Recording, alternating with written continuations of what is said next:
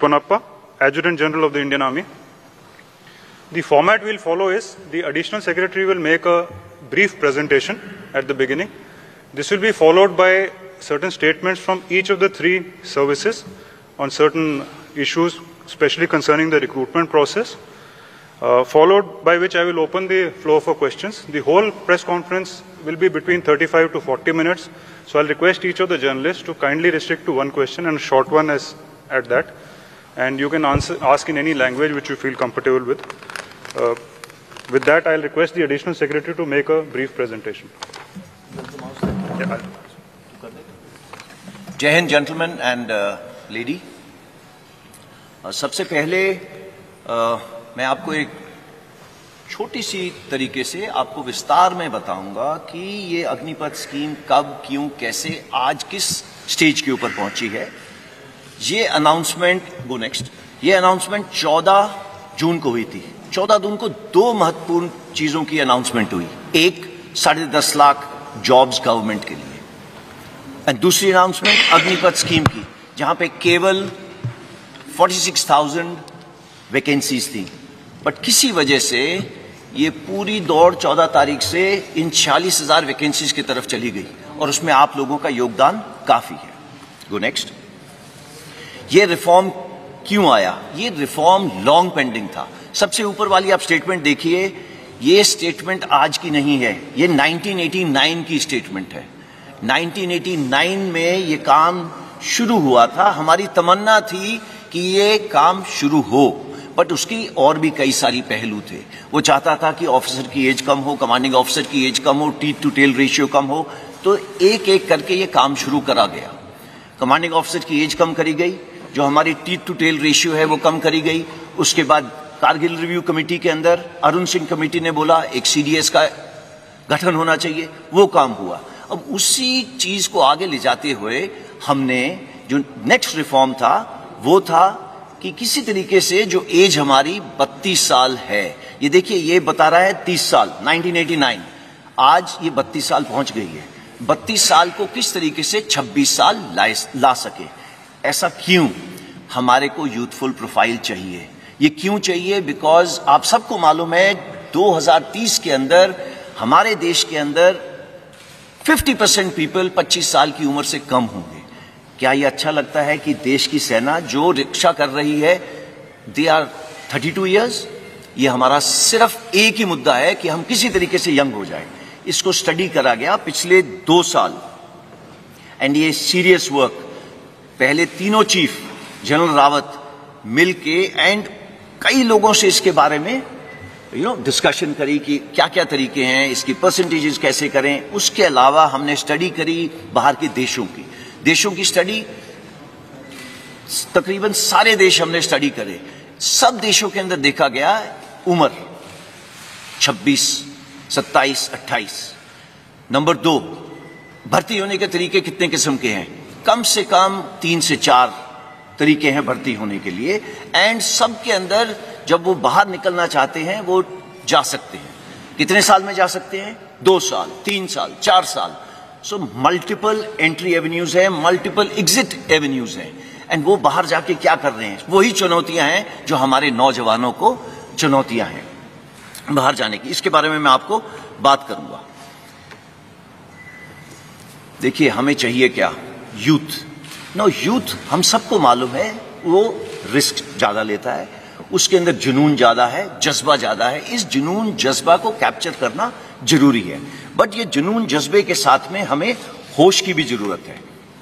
Just go next. Now देखिए आज जो करंट सिपाही से जो उसके ऊपर होदेदार है, आप सिपाही का जो है वो आप उसको जोश का कंपोनेंट मानिए, और जो 1.28 का कंपोनेंट है एनसीओ से ऊपर, मतलब नायक, हवलदार, नायब सूबेदार, हमारे जैसे होदेदार, वो सब मिला के 1.28 है। हम चाहते थे कि ये यूथफुल प्रोफाइल आने से जो जोश और होश का कंपोनेंट है ये तकरीबन बराबर हो जाए।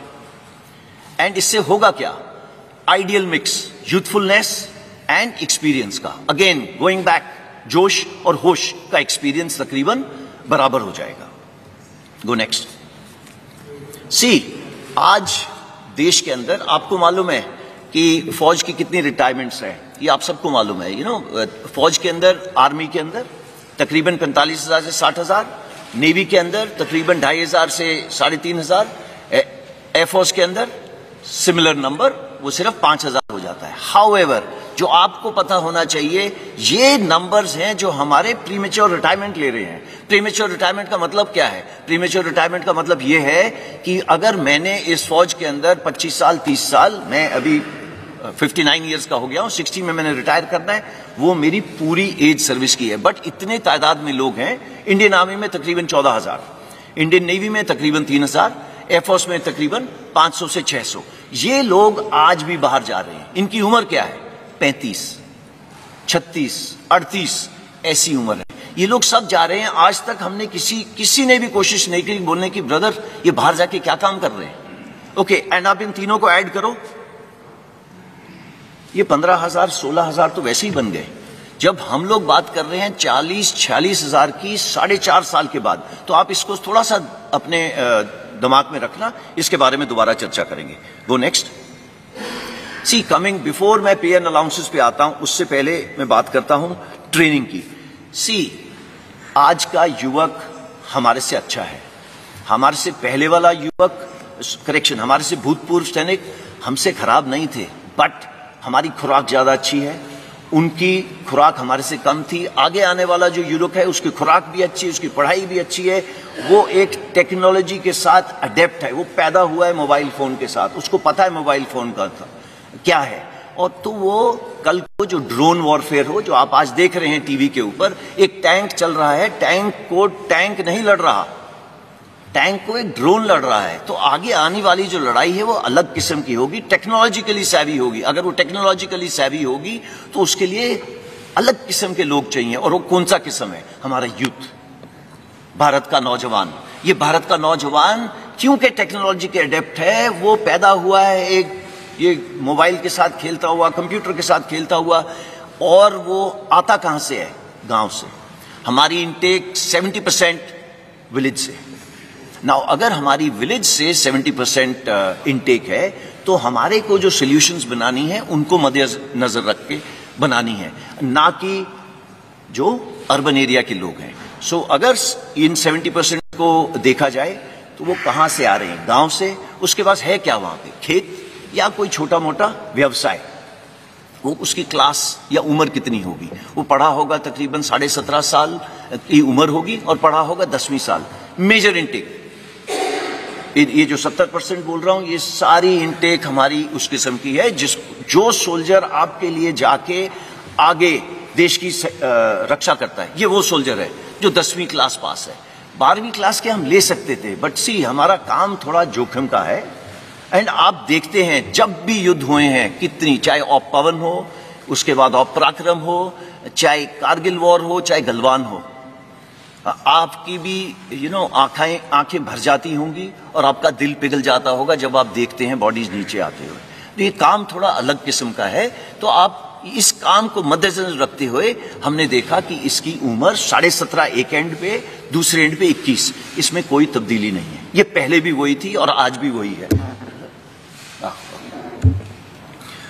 तो इन दोनों में कोई तब्दीली नहीं है। उसके अलावा हमने पिछले सालों में क्या करा है? अपना फ्लैब कट करा है। फ्लैब का मतलब देखो, टीथ टू टेल रेशियो की बात होती है, टेल कम करी है और कम होगी आगे आने वाले टाइम में। दूसरी, जॉइंटनेस बढ़ी है। कुछ सालों पहले आईडीएस हेडक्वार्टर नहीं होता था, वो बना है। तो इस तरीके की जो बीच बीच में चेंजेस हैं वो सब करी जा रही हैं। उसके अलावा नेक्स्ट चीज ये है कि अगले 4 से 5 साल में हमारी इनटेक 50,000 से 60,000 होगी। इसको ब्लैंक कर दें, 50,000 से 60,000 होगी। ओके, 50,000 60,000 के बाद क्या होगा? ये इनटेक 90,000 से लेके 1.25 लाख होगी। सो इट इज नॉट 46,000। ये हमने क्यों करा है? इसलिए करा है स्टार्ट स्मॉल, स्टार्ट मीडियम। क्यों?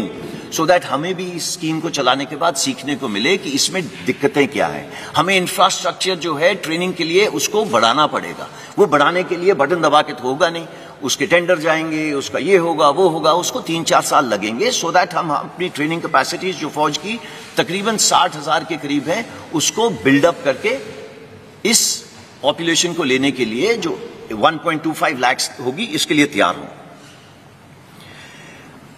नाउ वाई 4 years, जो सब चीजों का मुद्दा है। 17.5 साल 21 साल मैंने आपको बताया, उसके अंदर चेंज क्यों करा गया? इसलिए चेंज करा गया कि पिछले 2 साल के लिए कोविड की वजह से भर्ती बंद थी। भर्ती क्यों बंद थी? बिकॉज हम नहीं चाहते थे सारे एक जवान जिस तरीके से हम लोग एकत्रित हैं एक जगह के ऊपर करे जाए। तो हमने देखा कि इतनी सालों से हम इसकी स्टडी करते जा रहे हैं, अभी हमें एक मौका मिला है to make a change without pen.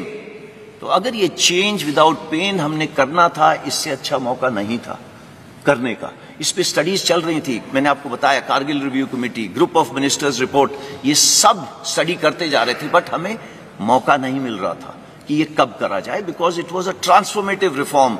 हमें जरूरत थी, आज नहीं 30 साल से जरूरत थी इस एज को कम करने की। इसका इंपैक्ट क्या होगा? Go next. पहले मैं आपको पे अलाउंसेस का बता देता हूं। जो आज जवान को पे अलाउंसेस मिल रहे हैं वो अग्निवीर को ज्यादा मिलेंगे। ओके, इसके please don't take him cost to company वगैरह जैसे वर्ड, देयर इज नथिंग। फौज की नौकरी एक जज्बा है, इसको आप पे से नहीं तोल सकते। हाउएवर, जो ये आपके सामने दर्शाया गया है, ये सबसे पहले जो 17 लाख के करीब है, ये उसकी पे है। एक सेवानिधि पैकेज है जिसके अंदर उसका योगदान 5 लाख है। गवर्नमेंट अपनी तरफ से 5 लाख डालेगी। इन दोनों के ऊपर जो इंटरेस्ट दिया जाएगा वो तकरीबन 1.5 लाख होगा। सो टोटल पे उसको 4 लाख तकरीबन इतनी मिलेगी। इसका मतलब ये नहीं है कि वो हमारे बराबरी की रिस्क एंड अलाउंस नहीं लेगा, उसके जितने भी अलाउंसेस हैं सेम रहेंगे। अगर वो मेरे साथ सियाचिन में बैठा है, he'll get the same allowance। अगर वो मेरे साथ राजस्थान में बैठा है तो उसको सेम अलाउंस मिलेगा। अगर वो मध्य प्रदेश में बैठा है, मुझे भी नहीं मिल रहा, उसको भी नहीं मिल रहा। So it is equated, there is no differentiation. वो साथ वाले बिस्तरे पे सो रहा होगा, वो वही कपड़े पहन रहा होगा जो मैं पहन रहा हूं, वो मेरे साथ लंगर में बैठ के खाना खा रहा होगा। There is no difference. कोई अलग बैरक नहीं बना दी अग्निवीर के लिए, बिकॉज उसने लड़ाई कल हमारे साथ करनी है, और अगर वो हमारे साथ देश के लिए बलिदान देगा तो देयर इज कोई गुंजाइश ही नहीं है उसको हम किसी तरीके से रत्ती भर भी उसको हम अपना छोटा सोचें। नहीं, इसमें ऐसा कुछ नहीं है। मैंने बैंक लोन यहां पे इसलिए डाला है बिकॉज ये बार बार आ रहा है कि भैया 4 साल के बाद क्या, तो 4 साल के बाद क्या, मैं इसके बाद आपको बताता हूं। Go next. सेवानिधि पैकेज थोड़ा और विस्तार से, जैसे कि मैंने आपको पहले बताया 11.71 मैंने आपको पहले बता दिया है। सिर्फ एक ही चीज इसमें एक्स्ट्रा है कि इनकम टैक्स फ्री है। हाउएवर, देश की सेवा करने के लिए जो सर्वोच्च बलिदान देगा उसकी इंश्योरेंस कवर नॉन कॉन्ट्रीब्यूटरी है। आज पूरे देश में मैं भी कंट्रीब्यूशन देता हूं, जो बाहर जवान खड़ा हुआ है वो भी कंट्रीब्यूशन देता है। सिर्फ एक इंसान है अग्निवीर जो आगे आने वाले टाइम पे कंट्रीब्यूशन नहीं देगा, और उसको तकरीबन 1 करोड़ का इंश्योरेंस मिलेगी अगर उसने अपने देश के लिए किसी वजह से बलिदान दिया। तो मैं आपको ये बताना चाहता हूं, इसी तरीके से उसको हमारे से भिन्न नहीं रखा है। इसके अलावा जो डिसेबिलिटी, अगर किसी कारण मैं ये टाइगर हिल की तरफ दौड़ रहा हूं या कुछ हो रहा हूं, मेरे कुछ गोली लग गई एक्सेट्रा, सेम प्रोविजन, जो मेरी प्रोविजन है वही उसकी प्रोविजन है। देयर इज नो फर्क for an Agniveer. Go next. Now coming what after 4 years, जिसकी वजह से आई एम श्योर आप यहां पे इकट्ठे हुए हैं। देखिए, पहले हमको ये समझना है, ये 17.5 साल से 21 साल, जो पहली साल के लिए 2 साल बढ़ाया गया तो 23 साल, ये निकलेगा कौन सी उम्र में? इसकी कम से कम उम्र होगी 21 साल, ज्यादा से ज्यादा 25 साल। आप में से बताइए कि 27 साल या 25 साल की उम्र में कितनों को जॉब्स लग गई थी? आपको इसका आंसर देने की जरूरत नहीं है, बट आपको मालूम है कि 25 साल के अंदर आपकी जॉब कहां थी, कहां नहीं थी। कमिंग बैक, आप 10वीं क्लास पास हैं जब आप हमारे साथ आए, 70% से लेके 60% तक 10वीं क्लास पास हो गए। क्या प्रावधान करा गया है कि आपको 12वीं क्लास सर्टिफिकेट दिया जाएगा। इसका मतलब ये नहीं है कि आप मेरी तरह यहाँ पे क्लासरूम में बैठेंगे, ऐसे नहीं है। आजकल स्किल इंडिया, फिट इंडिया, ये सब प्रावधान है पूरे फौज के अंदर। आज जैसे 14 लाख सैनिक हैं, ये 14 लाख सैनिक आपको 1 घंटे में आप बोले तो आपका 5 किलो वजन घटा सकते हैं। आप अगर बोले 1 महीने में 6 किलो घटाना है, वो घटा सकते हैं। ये उनकी स्किल है। आप लोग सब जा रहे हैं, फीस दे रहे हैं एक क्या कहते हैं जिम के अंदर, ये उसको अपने आप इनग्रेन होती है। ये हम रोज करते हैं। There is nothing called a Saturday Sunday, ये उस बेचारे के लिए वो नहीं है। तो वो सब जगह ये कर रहा है। तो ये स्टार्ट पॉइंट है उसका, उसको फिट रखना हमारा काम है, बिकॉज उसका काम जो अल्टीमेटली उसको प्रोड्यूस करना है फौज की और देश की रक्षा के लिए, ये चाहिए उसके लिए। साथ साथ में लॉजिस्टिक्स, आपने आज नाम सुना अमेजॉन, फ्लिपकार्ट एक्सेट्रा का, ये हमारी फौज में जिस दिन से हम खड़े हुए हैं उस दिन से है। सिर्फ हम पैकेट के अलावा बम लेके चलते हैं जो देश के भीतर से चलता है और finally across the border deliver होता है। ये कैसे होता है? It is very complex, it is very complex, और ये जवान सीखता है और करता है। और अगर आप सोच रहे हैं कि ये 10 साल में सीख रहा है, आई एम वेरी सॉरी, ये 10 साल में नहीं सीखता। अगर वो 1 साल में नहीं सीखेगा, उसको कुछ देर की 6-7 महीने ट्रेनिंग, फिर वो ऑन द जॉब ट्रेनिंग करता है हमारे साथ, and he is ready for it. Now coming to electronics, all equipment, चाहे वो शिपिंग हो, चाहे वो हवाई जहाज हो, चाहे वो टैंक हो, वो मर्सिडीज या मारुति कार से बहुत सोफिस्टिकेटेड है। तो ये एक ऐसे इक्विपमेंट हैंडल कर रहा है जो नो कंटेम्प्रेरी है। इट इज नॉट जो हम रोज चीजों के साथ छेड़ रहे हैं। मैं बात ही नहीं कर रहा रडार, मिसाइल सिस्टम्स वगैरह की, बिकॉज आप सबको पता है ये होगा। उसके बाद उसको डिग्री दी जा रही है जो चौथे पॉइंट पे लिखा हुआ है। तो स्टार्टिंग फ्रॉम द बिगिनिंग, जब ये मतलब युवक 25 साल का बाहर आएगा, ये स्किल तो होगा ही होगा। सबसे जरूरी स्किल एक इंसान को चाहिए, discipline. He will be ready with the discipline. आप किसी इंडस्ट्रियलिस्ट से पूछ लीजिए, भाई तेरे को क्या चाहिए? बोले यार डिसिप्लिन हो गया मेरा, 60% जॉब इज ओवर, मैं उसको ब्रिजिंग कोर्स करके दूंगा, कुछ ट्रेनिंग करके दूंगा, सो दैट वो मेरे काम आ सके। ये सब करेंगे। बट ऐसा है 14 तारीख को ये स्कीम लॉन्च हो, और अगर हम सोचें कि 18-19 को पेपर के ऊपर लिख के दे दिया जाए कि इतने परसेंट नहीं, बिकॉज हमने ये स्कीम लोगों के साथ शेयर नहीं करी थी, सिर्फ उनको बताया था कि आप अपनी तैयारी कर लो और तैयार रहना। तो इसी तरीके से ये सब ने प्रावधान करें। सबसे पहले 15 तारीख को सुबह मिनिस्ट्री ऑफ होम अफेयर्स ने बोला कि हम रिजर्वेशन करेंगे। उन्होंने ये नहीं बोला कितनी परसेंटेज करेंगे, उन्होंने बोला प्रेफरेंस देंगे सीएपीएफ में। जैसे ही 3 दिन निकले, और ये प्लान था, इसको ये मत सोचिएगा उन्होंने 4 जगह में देखी कुछ हरकतें होती हैं आर्सन की वजह से हुआ। नो, ये प्लान था। ये क्यों प्लान था? बिकॉज मालूम था कि ये 75% जो युवक हैं, इतनी देर फौज, 4 साल फौज के रहने के बाद ये देश में वापस जाएंगे, ये देश की ताकत है। ये 25% का तो हम ध्यान रख लेंगे, उनके साथ क्या करना है, कैसे करना है, वो हमारे पे छोड़ दीजिए। बट सबके दिमाग में ये आ रहा है इन 75% के साथ क्या होगा। ये अगर देश की ताकत है तो पूरे देश को, होल ऑफ द गवर्नमेंट, सबकी भागीदारी के साथ इसको आगे ले जाया गया। तो पहले एमएचए ने हमको बोला प्रेफरेंस दी जाएगी। विद इन 3 डेज उन्होंने बोला 10% reservation in CAPF and Assam Rifles. Then age relaxation दी। एज रिलैक्सेशन क्यों दी? बिकॉज हमने पहले दिन बोला था कि जो कोविड की वजह से 21 साल के नहीं रह पाए, वो 23 साल के हो गए, तो वो 2 साल बढ़ गई। हाउएवर उसके 3 दिन बाद एमएचए ने बोला अच्छा, वो युवक जो 21 साल में मेरे पास आने थे वो अब 23 के हो गए, तो उन्होंने फर्स्ट बैच के लिए ये स्पेशल कंसेशन दिया है to increase the age. Why? Because सबके सब यूथ के साथ कनेक्टेड है, उनको मालूम है देश का भविष्य, यूथ का भविष्य एकदम इंटीग्रेटेड है। Come to ministry of defence. Ministry of defence के अंदर कई सारी चीजें हैं, जैसे आपके सामने लिखा है coast guard, defence civilians, DPSUs हैं, उन्होंने भी सेम प्रावधान करा है। अगेन रिपीट कर रहा हूं, ये प्लान्ड था कि कितना परसेंटेज दिया जाएगा। क्यों? बिकॉज 75% देश की ताकत है। Age relaxation same thing. Coming to merchant navy, Indian navy एक ही इसमें क्वालिफाई होती है, उन्होंने भी प्रावधान करा है कि हम इनको लेंगे। जो सबसे जरूरी चीज है जो अगली 2 बुलेट्स में है, that is ministry of skill development and entrepreneurship and plus ministry of higher education.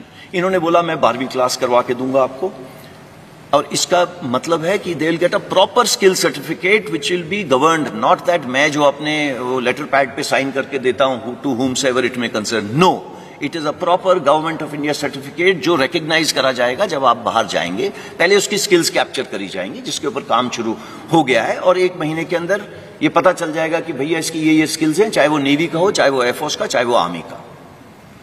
Then उसे diploma oblique degree, that is the 4th bullet programme for 12th pass, इसके पे काम चल रहा है। ओके, 4-5 महीने में ये भी तैयार हो जाएगा। इसमें कोई रॉकेट साइंस नहीं है। ब्रिजिंग कोर्सेज, ये ब्रिजिंग कोर्सेज कौन से हैं? ये ब्रिजिंग कोर्सेज वो कोर्स हैं, मैं आज अग्निवीर 25 साल का बाहर निकला, मैं वॉलंटियर हूं, अगर मैं फौज में रहना चाहता हूं रहूंगा, नहीं रहना चाहता नहीं रहूंगा। मेरे पास कुछ किस्म की कोष है 11.7 लाख, जिसके साथ मैं अपने गांव में वापस जाऊं, अगर चाहूं तो कुछ कर सकता हूं अपना खुद का, नहीं करना तो आपको ब्रिजिंग कोर्स का प्रावधान है। ब्रिजिंग कोर्स वो कोर्स है सो दैट अगर आप किसी इंडस्ट्री में जा रहे हैं, उससे पहले आपको क्या स्किल डेवलप करनी है, उसकी मोडालिटीज की, पैसे कौन देगा एंड उसकी फीस कौन भरेगा, वो सब करी जा रही है। अगर आप चाहते हैं उसको हायर एजुकेशन करनी है या उस युवा में या युवका में ये मेंटल रिक्वायरमेंट है कि उसको ऊपर पढ़ना है, तो वो पढ़ेगा उसके लिए। मोका जो एविएशन का ध्यान रखता है, उन्होंने भी बोला है this is of course pure for air force, और कुछ इसके अंदर योगदान नेवी एंड आर्मी का भी होगा, बट मेजर एयरफोर्स का होगा, एटीसी एटसेट्रा। तो वो ये सब उन्होंने बोल दिया है कि एयरक्राफ्ट ओवरऑलिंग एटसेट्रा एटसेट्रा यहाँ पे प्रावधान करेंगे। जो next then state governments, state police, आपने ये स्टेटमेंट पढ़ी होगी, ये एमएचए ने स्टेटमेंट दी थी जिसके अंदर उन्होंने दोनों चीजें कवर करी थी। नंबर एक, सीएपीएफ और उसके साथ में स्टेट पुलिस, दोनों में रिक्रूटमेंट करेंगे। 4 प्रदेश तो ऐसे हैं, मैं उनका नाम नहीं लेना चाहता, जिन्होंने बोला है कि जितने लोग अग्निवीर वापस आएंगे मैं सबको जॉब दूंगा, सबको। तो आप गूगल करिए, आपको मिल जाएगा वो कौन सी स्टेट्स हैं। कॉर्पोरेट अफेयर्स, देखिए मैंने बैंक लोन का शुरू में बताया था। बैंक लोन का प्रावधान ऐसे है, मैं जैसे कि मैंने आपको बताया, मैं 11.5-12 लाख लेके बाहर निकला, तो बैंक से हमने ये बात करी है कि आप, अगर मैं एक एंटरप्रेन्योर छोटा मोटा बनना चाहता हूं तो आप मुझे क्रेडिट दे सकते हैं। वो प्रावधान कर रहे हैं कि क्रेडिट देंगे इस 12 लाख के ऊपर इक्वल अमाउंट का। अगर अगले साल आपकी क्रेडिट रेटिंग ठीक रही तो दे विल उस अमाउंट को थोड़ा सा ऊपर करेंगे और वो अमाउंट 3-4 लाख ऊपर ले जाएंगे। तीसरे साल के अंदर अगर आपने अपना जो भी व्यवसाय चला रहे हैं ठीक चलाए, तो आपका ये जो लोन की चीज है ये थोड़ी और ऊपर चली जाएगी। उसके बाद हम हैंड होल्डिंग बंद कर देंगे एंड वो और उसका बैंक के साथ वो चलता जाएगा आगे। देन जो पब्लिक सेक्टर अंडरटेकिंग्स हैं एंड इंश्योरेंस कंपनीज है, फाइनेंशियल इंस्टीट्यूशंस हैं, ये सब अग्निवीर के लिए पैकेजेस, क्रेडिट स्कीम्स बनाएंगे। बट ये जो इंटेंशन है एक्शन में कन्वर्ट करने के लिए उनको कुछ समय देना पड़ेगा। हमको ये ध्यान में रखना है, अगर अग्निवीर आज भर्ती हुआ तो 4.5 साल के बाद बाहर निकलेगा। तो 4.5 साल के बाद जब निकलेगा, ये सब प्रावधान लिखे हुए होंगे इन प्रॉपर नोटिफिकेशंस, नॉट ये जिस तरीके से मैं आपको प्रेजेंटेशन दे रहा हूं। कॉर्पोरेट हाउसेज ने सब ने बोला है वो धीरे धीरे आएंगे, आप देखेंगे उनको। सीआईआई ने तो 15 तारीख को ये एडवर्टाइजमेंट दे दी थी कि हम इस स्कीम को वेलकम करते हैं, उनको पता है कि अग्निवीर उनके बहुत काम आएंगे आगे आने वाले टाइम में। Go next. मैं इसके साथ इसका जो आपको प्रेजेंटेशन देनी थी इसको समाप्त करता हूं। अगर आपके पास जो भी किस्म के सवाल हों वो आप खुशी से पूछिएगा। Over to you.